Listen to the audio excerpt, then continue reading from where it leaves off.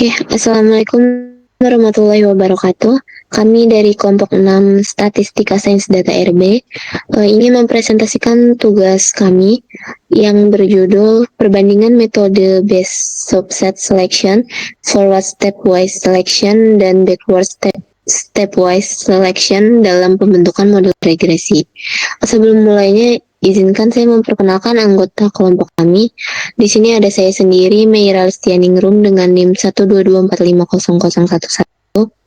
Lalu ada Eka Vidya Putri dengan NIM akhir 045. Lalu ada Aziza Kusuma Putri dengan NIM akhir 068. Lalu ada Amalia Melani Putri dengan NIM akhir 122. Dan terakhir ada Fayaza Akila Syafitri dengan NIM akhir 131. Jadi yang akan kita bahas di sini ada empat bab. Yang pertama ada ordinary least square, ada subset selection, ada studi kasus, dan kesimpulan. Materi pertama akan dibawakan oleh teman saya Amalia. Kepada Amalia dipersilakan. Baik, kita masuk ke ordinary least squares atau OLS, atau dalam bahasa Indonesia disebut dengan metode kuadratik kecil, merupakan metode yang digunakan untuk mencapai galat minimal. OLS ini bersifat tidak bias, serta prediktor parameternya memiliki ragam terkecil jika dibandingkan dengan prediktor lainnya. Boleh, next. Kemudian kita masuk ke subset selection. Subset selection ini merupakan konsep teknik dalam pemilihan fitur yang dapat mengurangi variabilitas perkiraan dengan sedikit mengorbankan bias, menurut mereka.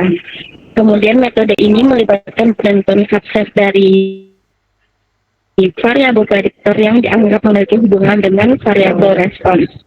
Selanjutnya, model diperkirakan menggunakan metode kuadratik kecil atau OLS pada subset prediktor yang telah dipilih. Subset selection ini terdiri dari 3, yaitu subset selection, metode pemilihan subset terbaik, kemudian stepwise selection yang terdiri dari forward, backward, dan hybrid, dan jenis terakhir adalah pemilihan model optimal yang dipilih berdasarkan nilai CP, AIC, BIC, adjusted R, dan berdasarkan validasi serta validasi tilang. Data akan dijelaskan oleh Fayaza.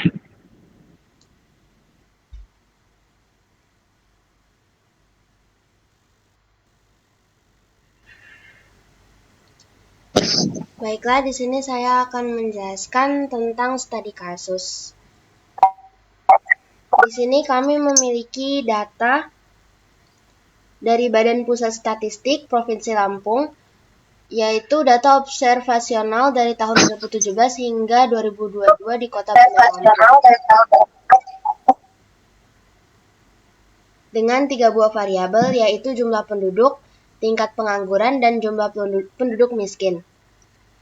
Berdasarkan nama variabel dan satuannya, jumlah penduduk miskin merupakan variabel Y dengan satuan 1000 jiwa, lalu ada jumlah penduduk sebagai X1 dengan satuan persen, kemudian ada tingkat pengangguran sebagai X2 dengan satuan 1000 jiwa.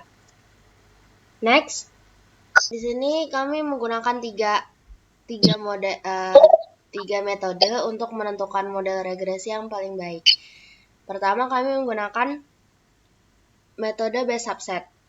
Di sini model regresi yang kami dapatkan adalah Y sama dengan 115,987 dikurangi 0,025 X1 ditambah 0,947 X2.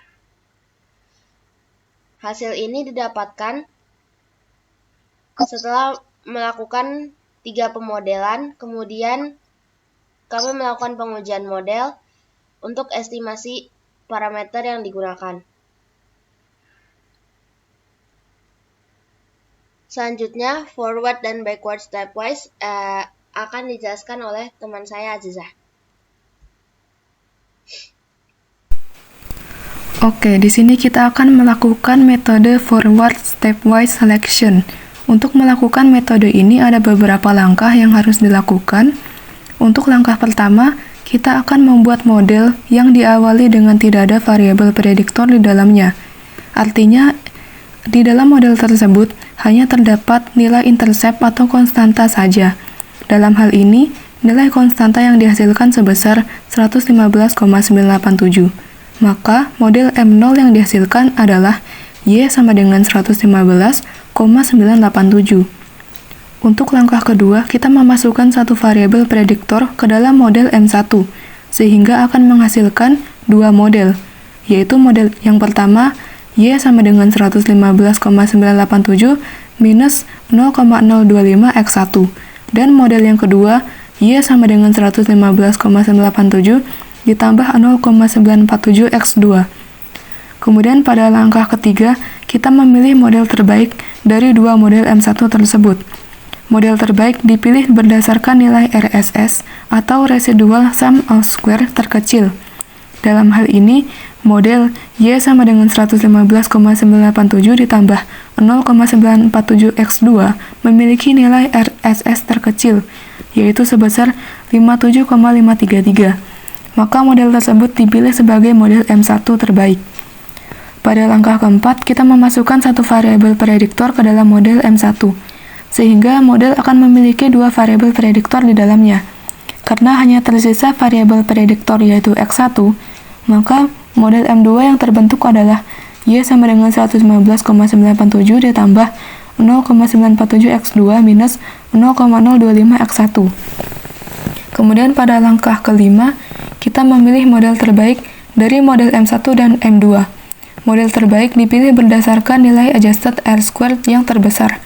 Dalam hal ini, model M1 memiliki nilai adjusted R-squared terbesar, yaitu minus 0,12. Maka model M1 dipilih sebagai model terbaik. Jadi kesimpulannya, pada metode forward stepwise selection ini memberikan model persamaan regresi terbaik, yaitu Y sama dengan 115,987 ditambah 0,947x2. Oke, untuk metode selanjutnya akan dijelaskan oleh Meira. Oke, masuk metode selanjutnya adalah backward stepwise selection. Untuk metode backward stepwise selection ini, kita memerlukan beberapa langkah untuk mendapatkan model terbaiknya.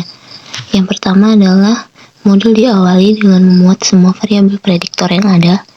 Maka model M2 yang dihasilkan adalah Y sama dengan 115,987 minus 0,025x1 plus 0,947x2.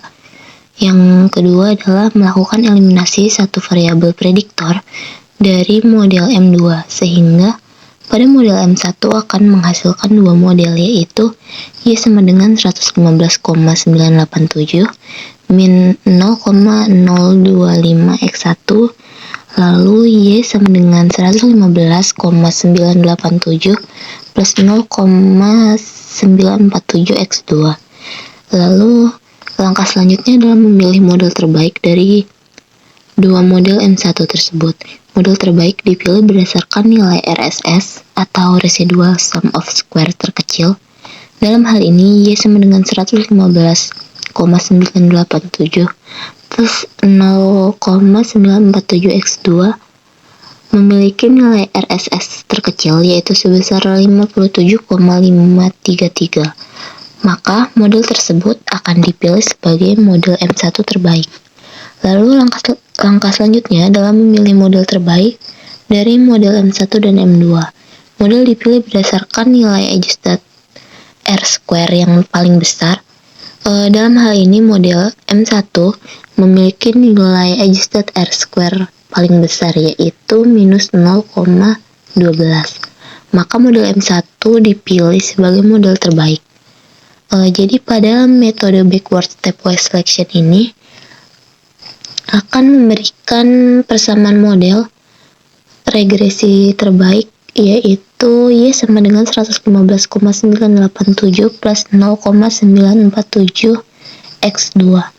Dengan keterangannya, Y sama dengan variabel respon yang menyatakan jumlah penduduk miskin. Lalu X2 adalah variabel prediktornya yang menyatakan tingkat penganggurannya. Lalu konstanta sebesar 115,987 menyatakan Jika terdapat tingkat pengangguran, maka jumlah penduduk miskin adalah 115,987%. Lalu koefisien regresi X2 sebesar 0,947 menyatakan jika tingkat pengangguran naik 1% dengan asumsi variabel lain tetap, maka jumlah penduduk miskin meningkat sebesar 0,947%. Oke, baik. Di sini kita dapat menarik kesimpulan bahwasanya dalam laporan ini dapat disimpulkan bahwa dilakukan permodelan regresi untuk melakukan prediksi jumlah penduduk miskin di Bandar Lampung berdasarkan jumlah penduduk dan tingkat pengangguran. Ada beberapa metode yang dilakukan, yaitu diantaranya base step selection, forward step selection, dan backward step selection. Model terbaik yang dihasilkan dari metode base step selection adalah Y sama dengan 115,987 kurang 0,025 X1 tambah 0,947 untuk X2. Dan model terbaik yang dihasilkan dari metode forward step selection dan backward step selection adalah Y sama dengan 115,987 ditambah 0,947 untuk X2. Dari ketiga metode tersebut, model yang dipilih menjadi model terbaik adalah model yang menggunakan metode forward step selection dan backward step selection. Model terbaik dipilih berdasarkan nilai abjad R-square terbesar. Nilai abjad R-square yang dihasilkan dari metode base step selection adalah min 0,151, sedangkan nilai abjad R-square yang dihasilkan dari metode forward step selection dan backward step selection adalah minus 0,12. Maka, metode forward step selection dan backward step selection merupakan metode yang terbaik untuk membuat pemodelan regresi. Mungkin berikut presentasi dari kelompok kami. Mohon maaf jika ada kesalahan dan ucapkan terima kasih. Wassalamualaikum warahmatullahi wabarakatuh.